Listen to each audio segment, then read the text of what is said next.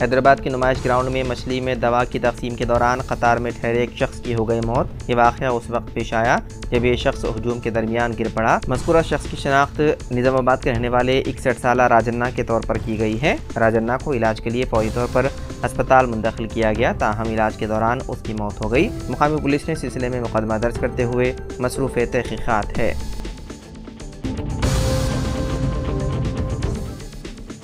Telugu Desam party इस बात को यकीनी बनाएगी कि मुतनाज़िया मसाइल जैसे कि हदबंदी और यकसा सिविल कोड पर फैसला एक तरफ़ा तौर पर ना किए जाएँ और ना ही किसी तबक़े के तहफ़्फ़ुज़ात को छीना जाए। पार्टी लीडर और एन चंद्रबाबू नायडू के बेटे नारा लोकेश ने इन बातों की वजाहत की। टीडीपी के साथ एनडीए का दूसरा सबसे बड़ा हल्का है जिसमें 16 अरकान पार्लियामेंट हैं।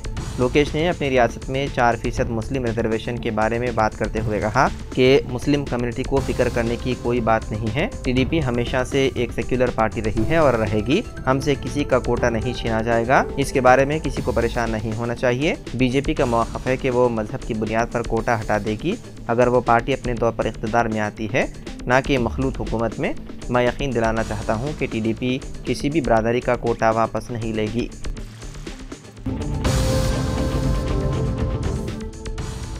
श्रीकाकुलम से तेलुगु देशम पार्टी के रुकन पार्लियामेंट के राम मोहन नायडू को बीजेपी की ज़ेर क़ियादत नौ तश्कील शुदा एनडीए हुकूमत में मरकज़ी काबीना के वज़ीर के तौर पर मुंतखब किया गया। इसके अलावा गुंटूर के रुकन पार्लियामेंट पी चंद्रशेखर को वज़ीर मुमलिकत यानी MOS के तौर पर मुंतखब किया गया। काबीना के मखसूस महकूमों के बारे में मज़ीद तफ़सीलात की अभी तक सरकारी तौर पर तस्दीक नहीं हुई है। राम मोहन नायडू 3 बार लोकसभा के रुकन रहे हैं, जबकि सबसे अमीर रुकन असेंबली समझे जाने वाले पी चंद्रशेखर पहली बार ऐवान में मुंतखब हुए। राम मोहन नायडू आज नरेंद्र मोदी की क़ियादत वाली मरकज़ी हुकूमत में हलफ लेने के बाद अब तक के सबसे कम उम्र मरकज़ी काबीना के वज़ीर बन जाएंगे। लोकसभा के 16 अरकान के साथ मरकज़ में बीजेपी की ज़ेर क़ियादत एनडीए हुकूमत को टीडीपी की हिमायत इंतहाई अहम है।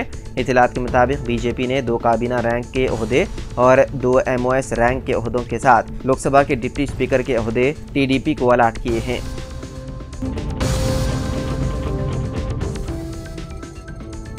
गुज़िश्ता हफ्ते अडानी ग्रुप के चेयरमैन गौतम अडानी रिलायंस इंडस्ट्रीज़ के मुकेश अंबानी को शिकस्त देकर एशिया के सबसे अमीर आदमी बन गए थे।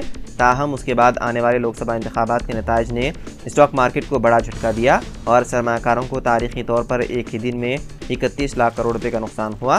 ताहम अब स्टॉक मार्केट इस झटके से निकल चुकी है और मुसलसल आगे बढ़ रही है। फोर्ब्स रियल टाइम अरबपतियों की फहरिस्त की ताज़ा तरीन आदाद शुमार के मुताबिक मुकेश अंबानी अब भी मुल्क के अमीर तरीन शख्स हैं।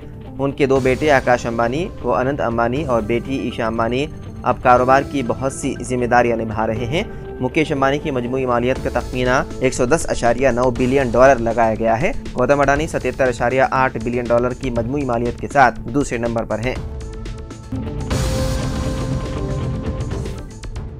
तेलुगु रोजनामा ईनाडू के चेयरमैन रामोजीराव चलबसे आज आखिरी रसूमात दी जाएंगी अंजाम। ईनाडू ग्रुप के चेयरमैन रामोजीराव 88 साल की उम्र में चलबसे। तेलंगाना हुकूमत ने सरकारी एजाज़त के साथ आखिरी रसूम अंजाम देने का ऐलान किया।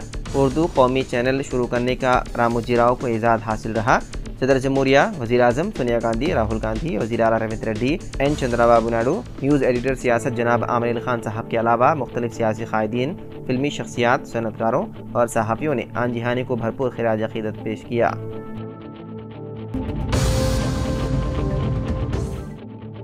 शादी से इनकार पर एक जुनूनी आशिक ने दिन दहाड़े सरेआम अपनी माशूका को तलवार से दीवानावार हमला करते हुए कत्ल कर दिया। उसके बाद खुद को जख्मी कर लेते हुए खुदकुशी की कोशिश की। ये दिल दहलाने वाला वाक़या पंजाब के मोहाली में हफ्ते को आया पेश। हफ्ते की सुबह दफ्तर जा रही एक लड़की को मोहाली के फेज़ 5 इलाके सरेआम सड़क पर भागा कर तलवार के वार से कत्ल कर दिया गया। मुतवफ़्फ़ी की शनाख्त 31 साला बलजिंदर कौर के तौर पर की गई है, जो कि फेज़ 5 इलाके में कॉल सेंटर में काम करती थी।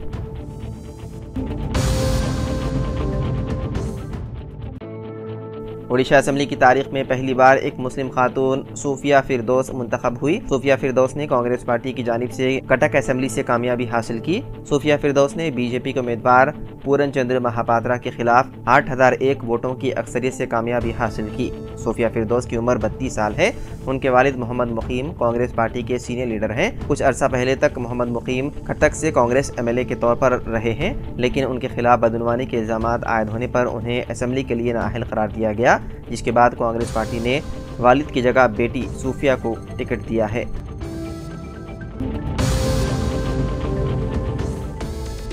AICC general secretary incharge Telangana Deepa Das Munshi Nampally अदालत में पेश हुई। उन्होंने बीजेपी के लीडर NVSS प्रभाकर के खिलाफ हतक इज्जत का मुकदमा दायर किया। बीजेपी कायद ने लोकसभा इंतखाबात में टिकटों की तकसीम के मामले में दीपा दास मुंशी पर इल्जाम आयद किए थे।